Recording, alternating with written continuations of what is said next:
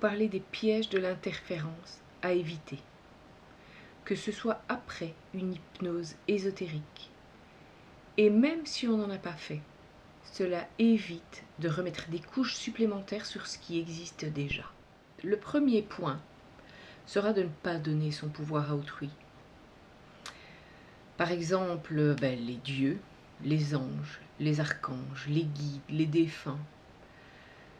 Demander de l'aide à une personne extérieure de nous peut être considéré comme un contrat, comme un accord, comme un pacte que l'on signe dans le subtil avec l'être à qui on s'adresse.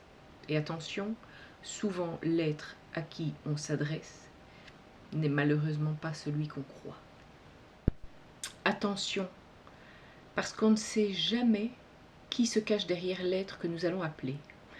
Parce que les interférents ont une très grande capacité pour modifier leur apparence et prendre l'apparence de l'être que nous allons appeler en fait.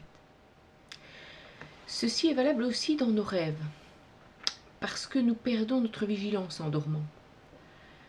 Et donc, ils vont utiliser nos failles, nos faiblesses émotionnelles, en prenant l'apparence d'un ange, de Jésus ou très souvent d'une personne qu'on a beaucoup aimée et qui est décédée. Mais aussi des vivants qui nous entourent comme nos enfants, nos parents, nos amis, nos conjoints, nos collègues. Mais je vais revenir un petit peu plus tard sur les rêves. En ouvrant la porte à un être extérieur à nous, on crée une faille en nous. Et dans certains cas, on autorise même qu'un être extérieur reprenne la main sur notre existence. Bien sûr, il peut nous aider, mais malheureusement, on risque de payer très cher par la suite l'aide apportée. On peut prier, mais juste avec nous-mêmes.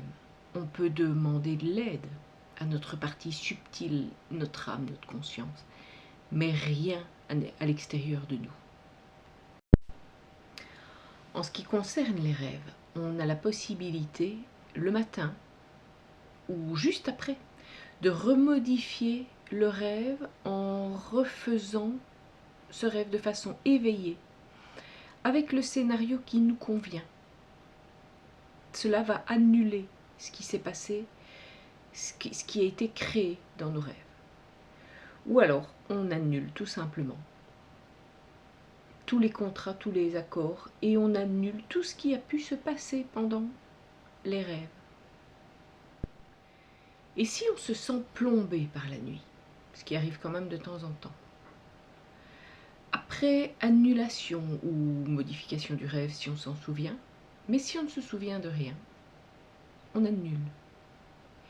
Et ensuite, on se remet au neutre, en nous, dans notre centre. Et on se remet dans les meilleures fréquences pour nous. Voilà, j'espère que cette petite vidéo va vous aider à bien garder votre pouvoir ou à reprendre déjà un peu la main sur votre existence. Je vous souhaite une excellente journée et je vous dis à tout bientôt pour une prochaine vidéo.